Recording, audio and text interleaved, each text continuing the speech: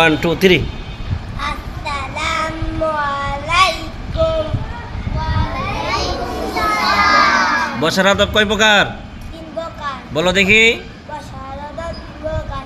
জামাত ফেলিয়া নামাজের সময়, একাতু তায়ালিকার সময়।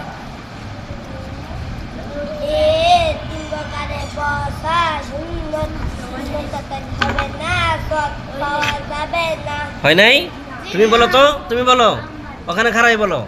বসার আদব 3 প্রকার। দুনুয়ার ফেলিয়া নামাজের সময়, একাতু তায়ালিকার সময়, দুনুয়ার খায়া খাওয়ার সময়।